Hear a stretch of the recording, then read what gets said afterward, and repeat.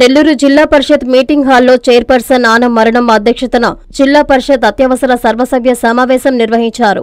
2024-25 సంవత్సరానికి సంబంధించి బడ్జెట్ ప్రవేశపెట్టి ఏకపక్షంగా ఆమోదించారు. సర్వసభ్య సమావేశానికి హాజరైన కొద్దిమంది ప్రజాప్రతినిధులు వారి అభిప్రాయాలను తెలియజేయగా వాటికి అనుగుణంగా చైర్పర్సన్ అరుణమ్మ, జెడ్పీ అధికారులు సమాధానమిచ్చారు. అనంతరం 2024-25 బడ్జెట్ను అధికారులు చదివి వినిపించారు.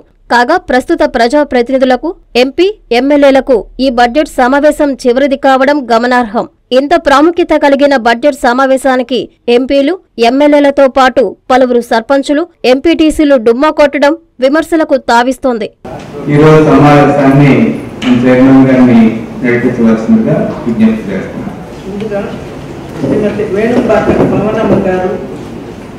మన విలువలు ఎంపీపీగా మరణించినందుకు వారికి సంతానం తెలుస్తూ 2 నిమిషాలు మౌనంగా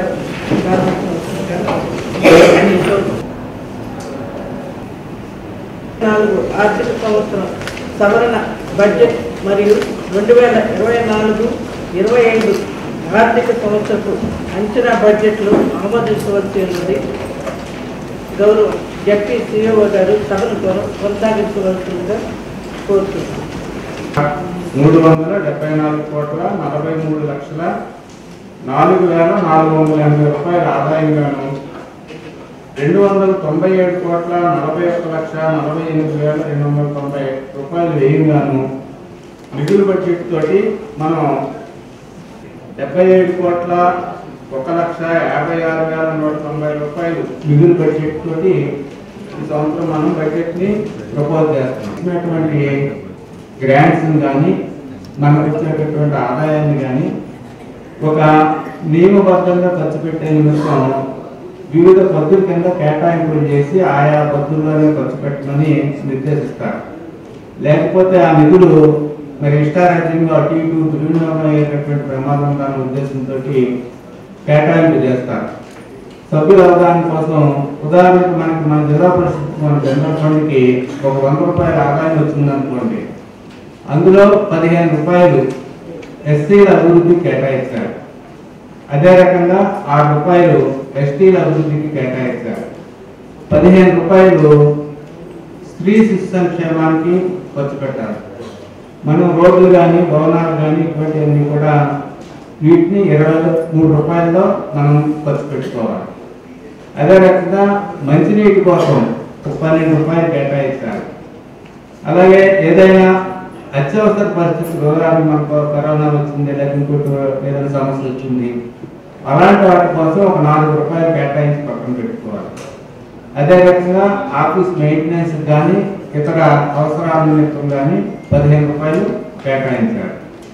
ఈ బడ్జెట్లో మనం చేసేది ఏంటంటే, మాకు ఈ సంవత్సరానికి ఇంత ఆదాయం వస్తుంది, అందులో ఎస్సీల కోసం ఎంత కేటాయిస్తున్నాము, ఎస్టీల కోసం ఎంత కేటాయిస్తున్నాము, అభివృద్ధి పనులకు ఎంత కేటాయిస్తున్నాము అని మనం ఒక బల్క్ అమౌంట్ కేటాయింపు చేసుకుంటాం. వాటిని ఆ అమౌంట్లకు లోబడి భవిష్యత్తులో మన కొత్త కమిటీలోన అలాగే మన జనరల్ బాడీలోనూ పెట్టుకొని ఆయా హెడ్ల కింద ఇండివిజువల్ వర్క్స్ భవిష్యత్తులో శాంక్షన్ చేసుకుంటాం. ప్రస్తుతానికి మనకు వచ్చేటటువంటి ఆదాయాన్ని కేటాయింపు చేసుకోవడం మాత్రం బడ్జెట్ దాఖలా జరుగుతుంది. ఇండివిజువల్ వర్క్స్ మాత్రం మన వర్క్స్ కమిటీలో పెట్టుకొని అలాగే చైర్మన్ గారి ఆమోదంతో జనరల్ బాడీలో కూడా పెట్టుకొని మనం వాటిని మంజూరు చేసుకొని ఎగ్జిక్యూట్ చేయడం జరుగుతుందండి. అటువంటి డీటెయిల్స్ అయ్యి మరి మన డిప్యూటీ సిఇఓ గారి చిరంజీవి గారిని వచ్చి కొద్దిగా సభ్యులకి తెలియజేయవలసిందిగా విజ్ఞప్తి చేస్తున్నాను. ఉంటుంది మనకి ప్రతి సంవత్సరం రాబోయే ఆర్థిక సంవత్సరానికి సంబంధించి మనం ఒక బడ్జెట్ ప్రతిపాదనని ప్రభుత్వానికి సమర్పించుకోవడం జరుగుతుంది. అదేవిధంగా మనకి ఏదైతే మనకి 46 మండలాలు ఉన్నాయో 46 మండలాల్లో ఉన్న కూడా మండలాల్లో కూడా ఆ బడ్జెట్ను కూడా మనం ఇక్కడ కూడా మనకి నిబంధించడం జరుగుతుంది. సో దాంట్లో భాగంగా మనకి 2024-25 ఆర్థిక సంవత్సరానికి సంబంధించి మన బడ్జెట్ని బహుశా అందరూ గౌరవ సభ్యులందరూ కూడా కాపీలు అందజేస్తున్నారు. ఇది ఒకసారి మీ అందరూ కూడా దీంట్లో ఉన్న కాంపోనెంట్స్ అన్ని కూడా మనకేంటంటే జనరల్గా మనకి ఇందాక సీఈఓ గారు చెప్పినట్టు జిల్లా ప్రజా పరిషత్ సంబంధించిన సాధారణ నిధులు మరియు మనకి ప్రధానంగా ఉండే మనకి ఎగ్జిక్యూటివ్ ఏజెన్సీస్ 2 ఉన్నాయి. అది ఆర్డబ్ల్యూఎస్ డిపార్ట్మెంట్, మన పంచాయతీరాజ్ ఇంజనీరింగ్ డిపార్ట్మెంట్. ఈ రెండు శాఖలకు సంబంధించిన వాళ్ళు వివిధ గ్రాంట్స్ వాళ్ళందరూ కూడా వర్కులు చేస్తుంటారు. 157,89,05,479 రూపాయల ఆదాయాన్ని మనకు రావడం జరిగింది. దాంట్లో మనం ఒకవేళ ఏంటంటే ఇది కొద్దిగా ఖర్చు కూడా కొద్దిగా ఎక్స్ట్రా అయింది. దీన్ని ఏం చేస్తారంటే మీకు ఇక్కడ ఆదాయం వచ్చింది, ఖర్చు ఎంత మరి 1000 చాలా ఎక్కువైంది కదా, అంటే 160,5,219 రూపాయలు మనం ఖర్చు చేసుకోవడం జరిగింది. దీంట్లో ఏంటంటే ఇది ఆల్రెడీ మనకు వచ్చిన ఆదాయంలో ఇంత ఖర్చు అయింది. అయితే దీనికి ఏంటంటే రాబోయే సంవత్సరాలు కూడా మనం అవసరాన్ని బట్టి కూడా మనం ఖర్చు పెట్టుకునే అవకాశం ఉంటుంది. కాబట్టి ఈ ఖర్చు అనేది అదనంగా ఉంటుంది. ఎందుకంటే మనం వచ్చిన దాంట్లో నుంచి బహుశా కొన్ని గ్రాంట్స్ వచ్చి ఇంజనీరింగ్ డిపార్ట్మెంట్ వేరే గ్రాంట్ కూడా అదనంగా వచ్చుండొచ్చు. దాన్ని బట్టి ఇది అదనంగా రావడం జరిగింది. ఇక్కడ 2023-24 సంబంధించిన బడ్జెట్ అంచనాలు మీకు ఆల్రెడీ మీకు గత మనం ఏంటంటే మనం 366 కోట్లకి 366,89,65,440 రూపాయలకి మనం బడ్జెట్ అంచనాలు తయారు చేసి మనం గతంలో అప్రూవ్ చేయడం జరిగింది. మన జిల్లా పరిషత్లోనే పోయిన సంవత్సరం చేశాము. దీనికి సంబంధించి ప్రధాన జరిగిన వ్యయం 3,26,36,91,300 రూపాయలని ప్రధాన వ్యయం చేయడం జరిగింది. ఇది అంచనాలు. దీనికి సంబంధించిన తర్వాత సవరణ ఉంటుంది. ఇది ఏంటంటే మనం గతంలో చేసిన అంచనా ఇది. దాని తర్వాత సవరణ అంటే మీకు తెలిసే ఉంటుంది. ఒక ఉదాహరణకి మనకు ఒక 100 కోట్లు వస్తుందని ఒక అంచనా వేస్తాం. అంచనా వేసిన తర్వాత అది 100 కోట్లు 150 కోట్లు కావచ్చు, లేకపోతే 75 కోట్లు కావచ్చు. ఇక్కడ తగ్గొచ్చు, పెరగచ్చు. ఇక అంచనా ముందు ఊహించుకుంటాం. గత సంవత్సరాన్ని దృష్టిలో పెట్టుకొని రాబోయే సంవత్సరాలు మనం ఊహించుకొని ఇది తయారు చేయడం జరుగుతుంది. అది పెరగడం తరగడం జరుగుతూ ఉంటుంది. ఇక్కడ ఏంటంటే మనకి ప్రస్తుతానికైతే మనకి ఇంకా ఈ ఆర్థిక సంవత్సరం ఇంకా మార్చి 31 దాకా ఉంది కాబట్టి ఇంకా పూర్తి కాలేదు. కాబట్టి ఇది సవరణ కొద్దిగా చేస్తున్నాం. ఇది ఎప్పుడైతే వాస్తవాలు ఉందో నెక్స్ట్ ఇయర్ అయితే వాస్తవాలు వస్తాయి. ఇప్పుడు 2022-23 సంబంధించి వాస్తవాలన్నీ కూడా మనకి తెలిసిపోయింది. ఇప్పుడు ఎంత వచ్చింది, ఎంత ఖర్చు పెట్టామని కూడా మీకు చెప్పడం జరిగింది. అదేవిధంగా 2023-24 ఆర్థిక సంవత్సరానికి సంబంధించిన ఈ సవరణ అంచనాలు కూడా మీకు అందరూ కూడా మీకు ముందు ఉంచడం జరుగుతుంది. దీనికి సంబంధించి మనం 366 కోట్లు మనం బడ్జెట్ అంచనాలు తయారు చేస్తే సవరణ అంచనాలు 347 కోట్లు. అంటే మేము అంటే మెయిన్ ఫిగర్ చెప్తున్నాం మీ అందరూ కూడా 347 కోట్లు మనం సవరణ అంచనాలు తయారు చేసుకోవడం జరిగింది. ఇది భవిష్యత్తులో మనం నెక్స్ట్ ఇయర్ కూడా వాస్తవాల రూపంలో రావచ్చు. అది కాస్త కొద్దిగా మార్పులు చేర్పులు రావచ్చు, తగ్గొచ్చు, పెరగవచ్చు కూడా.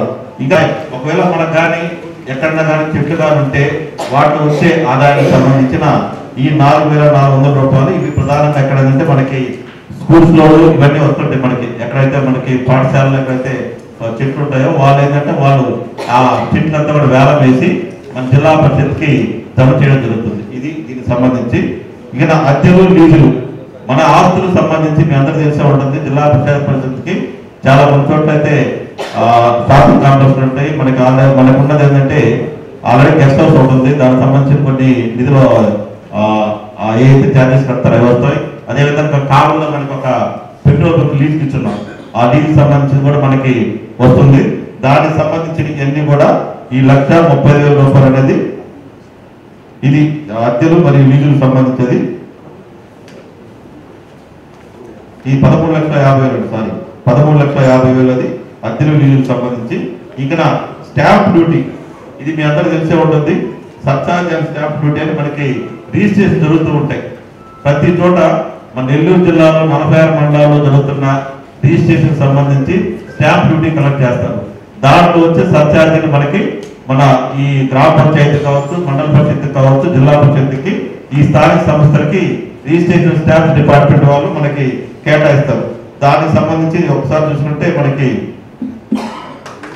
2,85,00,000 ఇది మనకి వస్తుందండి. ఇక్కడ ఇసుక పెనాల్టీ ఏంటంటే యాక్చువల్గా గతంలో మనకి ఇసుక సంబంధించి సిఎన్ఐజ్ వచ్చేది. ఆ సిఎన్ఐజ్ సంబంధించి పెనాల్టీలు కూడా జరుగుతుంటాయి. ఒకసారి లాస్ట్ టైం ఏమీ రాలేదు కాబట్టి దాన్ని మీకు ఏం పెట్టలేదు. ఇది ఒకసారి దీన్ని కూడా గమనించాలి గౌరవ సభ్యులందరూ కూడా. బడ్జెట్ లో 56 మండలాలకి 4,60,00,000 అయితే ఇది బడ్జెట్ లో చూపించకుండా మనకి ఇండివిజువల్ గా ఎట్లా వస్తాయి డబ్బులు రావు. సబ్మిషన్ సార్ మనం దాన్ని అసలు జీరో కింద చూపించారు. పోయిన సంవత్సరం ఎంత వచ్చింది, అంతకుముందు సంవత్సరం వచ్చింది ఎంత వచ్చింది కూడా తెలియదు. ఇప్పుడు అంటే మైన్స్ డబ్బు వాళ్ళు కేటాయించుకొని జిల్లా పరిషత్కి ఏదైతే కనుక సేల్ రైజ్ కింద కేటాయించాలో ప్రపోర్షనేట్ గా టోటల్ ఇన్కమ్ నుంచి జిల్లా పరిషత్ కేటాయించాల్సినటువంటి ప్రపోర్షనేట్ లో జిల్లా పరిషత్ ట్రాన్స్ఫర్ చేస్తారు. అది ఎంత వచ్చింది కూడా తెలియదు కదా సార్. ఈ 2 years మనం వస్తుంది శాలరీస్ అయ్యి మైన్స్ అయ్యి మనం ఆర్చినట్స్ ఉండవు. ఇప్పుడు మనం ఆర్చినట్లో వాళ్ళు మైనింగ్ వాళ్ళే చేసి మనకు వచ్చిన ఇన్కమ్ లో మన రేషన్ ప్రకారం మనకి ఇస్తున్నారు. అది సభ్యులందరికీ విజ్ఞప్తి ఏంటంటే మాకు ఇస్తే మేము ఏమాత్రం డిలే లేకుండా మన డిప్యూటీ సిఇఓ గారు సిఎఫ్ఎంఎస్ లో అప్లోడ్ చేస్తారు. సిఎఫ్ఎంఎస్ లో అప్లోడ్ చేసి మనం రెడీగా ఉంటే గవర్నమెంట్ ఎప్పుడు రిలీజ్ చేస్తే అప్పుడు మనకు వెంటనే ఆ ఫండ్స్ అకౌంట్స్కి వస్తాయి.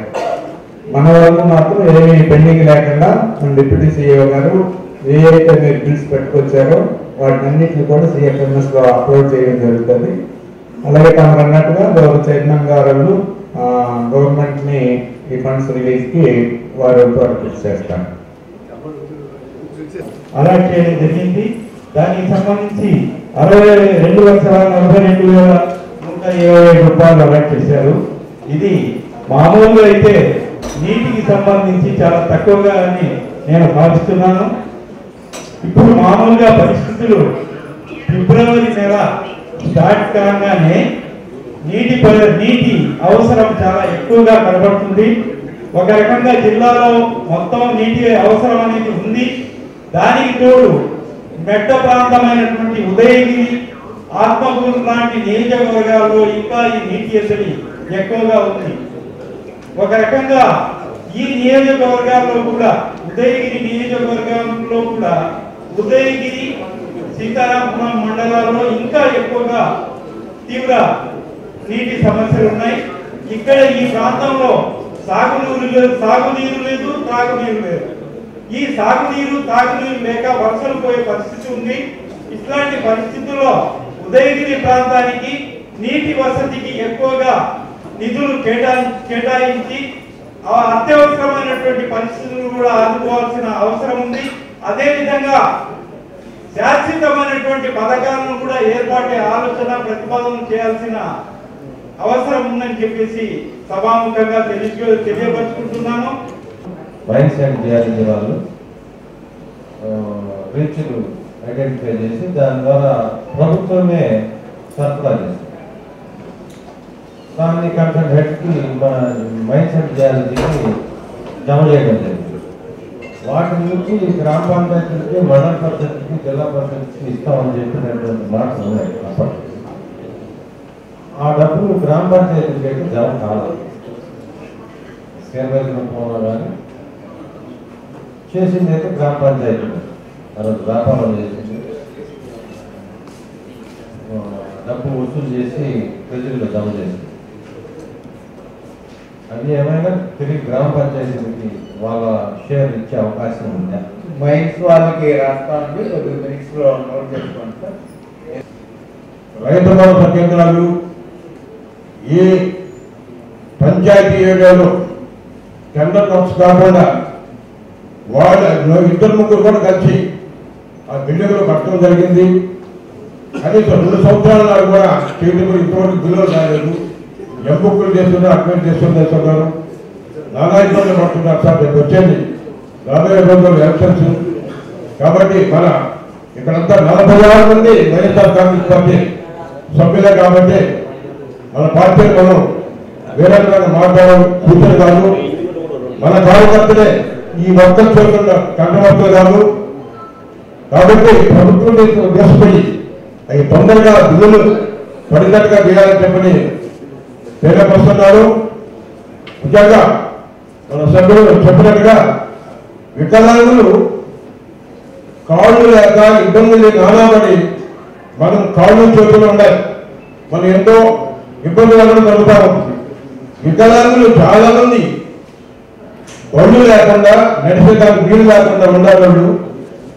ఆ చేయి పనులు అటువంటివి కూడా మన జిల్లా పరిషత్ నుంచి వాళ్ళ ఎక్కువ పర్సెంట్ తీసుకొని మన జడ్పీ ద్వారా జిల్లా పరిషత్ ద్వారా కూడా వాళ్ళు కూడా అందజేస్తే మనకి బాగుంటుందని మీకు అందరూ కూడా తెలియపరుస్తున్నారు. అడిగినారు, మీరు లిస్టు తయారు చేసిస్తే మేము జిల్లా ఎస్ఈఓ గారికి చెప్పి దానిపై చర్యలు తీసుకుని మీకు ట్రైసైకిల్స్ ఇస్తాము. జిల్లా పరిషత్ మరియు మండల ప్రజా పరిషత్ 2023-24 సంవత్సరం సవరణ బడ్జెట్ మరియు 2024-25 సంవత్సరం అంచనా బడ్జెట్ని సీఓ గారు, డిప్యూటీ సీఓ గారు మీకు అందరికీ తెలియపరుస్తున్నారు. మీరు ఆమోదం తెలియచేయండి.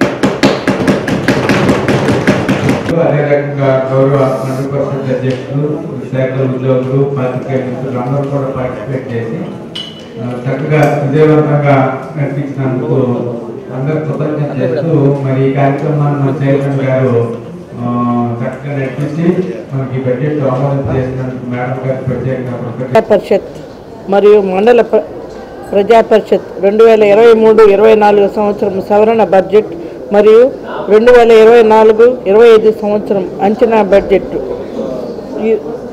ఈరోజు సభ్యులందరూ అనుమతితో ఆమోదించడం జరిగింది. సభ్యులు నీరు వాటరు ఇది కావాలని అడిగినారు.